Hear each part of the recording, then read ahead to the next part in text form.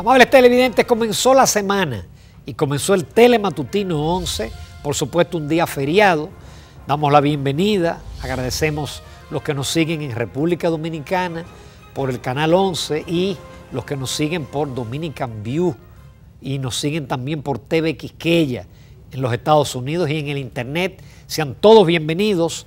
Hoy es un día feriado en la República Dominicana, diferido por una ley, porque realmente mañana martes es cuando se celebra el Día de la Constitución, 6 de noviembre. Pero por ese tema de que se unen ciertos feriados, los religiosos especiales, los religiosos no, pero hay ciertos feriados que se trasladan. Por ejemplo, el 27 de febrero, la fecha patria no, y una serie de fechas religiosas. Por eso hoy celebramos el Día de la Constitución. Hoy vamos a ver una serie de actividades, especialmente en San Cristóbal. Y es bueno hablar de la Constitución en un día como hoy, que no vamos a hablar de las actividades políticas del fin de semana. Yo quiero referirme a la Constitución por la importancia que tiene. ¿Cómo surge nuestra primera Constitución? 27 de febrero se declara la independencia de Haití, pero países como el nuestro, con un bajo nivel de institucionalidad y de desarrollo social, caímos inmediatamente en una dictadura. En julio de 1844, Pedro Santana expulsa a los febreristas, a Duarte, a Sánchez, a Mella, y él asume la presidencia de la Junta Central Gubernativa. Por eso es lo que ha marcado desgraciadamente América Latina. Por eso es que América Latina no acaba de dar el salto al desarrollo, porque nacimos mal. A diferencia de los Estados Unidos, que cuando se proclama la independencia había un criterio de participación, había instituciones, en nuestros pueblos no las había y no las hay todavía. ¿Qué ocurre? El 22 de julio de 1844, Santana, ya como dictador, convoca asambleas electorales en los pueblos para que se elijan a los diputados que iban a trabajar en la asamblea constituyente. Lo hacen en San Cristóbal porque el cónsul francés, que tenía mucha influencia de Nice, recomendó que lo hicieran en San Cristóbal para que estuvieran aislados de la influencia de los partidos. Esa fue la razón por la cual es en San Cristóbal donde se sesiona. Pero apenas habían sesionado como constituyente, la Junta Central Gubernativa envió un préstamo de 500,000 libras, en aquel momento era todo el dinero del mundo, a 30 años y con tasa de 5% anual, oneroso para esa época, y esa asamblea se negó a aprobarlo. Lógicamente, Santana, un dictador, proclamó que ellos no eran un congreso y la Junta Central Gubernativa asumió ese préstamo. Es decir, la patria, la nación, nació endeudada. Y luego, con Báez y con Lili, vinieron todos los problemas que provocaron incluso la intervención norteamericana del 1916. Pero bueno, en la discusión sobre la Constitución se intentó hacer una Constitución liberal, incluyendo la inmunidad para los legisladores, el principio de la separación de los poderes del Estado, que el soberano era el poder legislativo, independencia del poder judicial. Todo eso muy bonito. Entonces, ¿usted sabe qué pasó? Santana mandó su tropa y cercó el local donde estaban reunidos los constituyentes y les torció el brazo. Y entonces se proclamó la Constitución, pero la Constitución tenía un artículo, el 210, que le daba poderes dictatoriales a Pedro Santana. Arrancamos mal. No había separación de poderes, no hubo, como no la hay todavía. No había independencia judicial, como no la hay todavía. Y eso es parte de las razones por las cuales no solo República Dominicana, sino América Latina, yo no diría que es un continente fallido, pero fíjense que no acaba de arrancar. Brasil, que era la gran promesa, no lo ha logrado, ni México tampoco. Si ningún país de América Latina ha logrado dar el gran salto al desarrollo que han dado otros países de Oriente, los países asiáticos, con menor nivel de desarrollo que nosotros, pero tuvieron institucionalidad.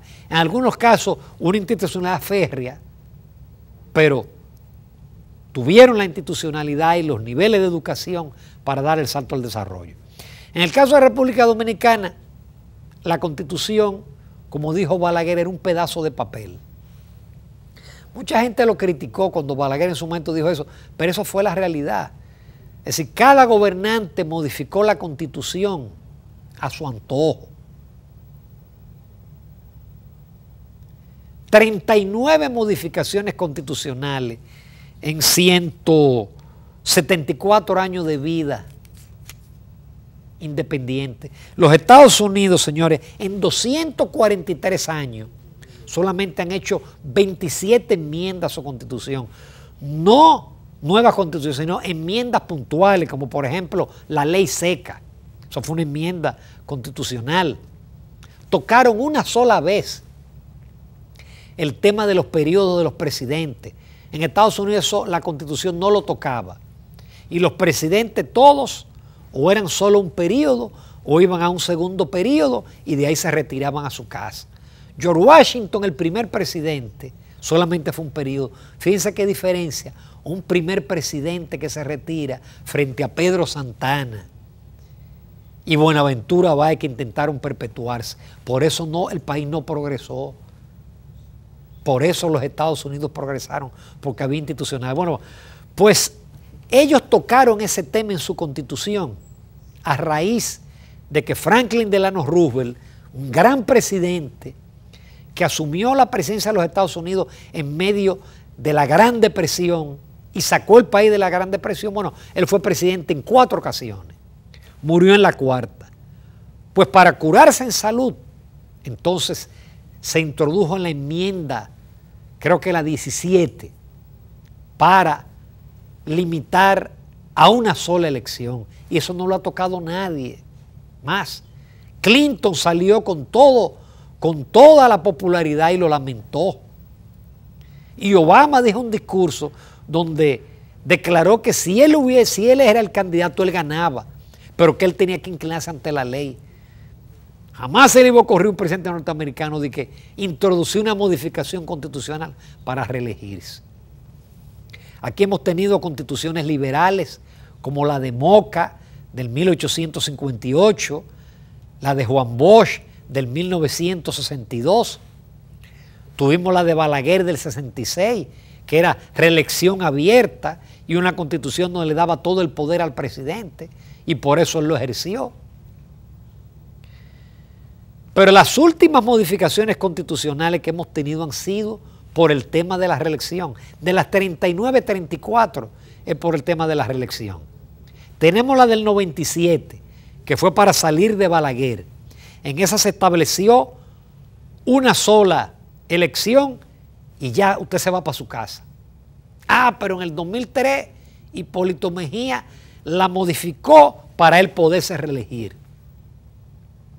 En el 2010, una nueva constitución amplia que establece una serie de derechos, una constitución liberal bajo el gobierno de Leonel Fernández, esa establecía también prohibición de la reelección.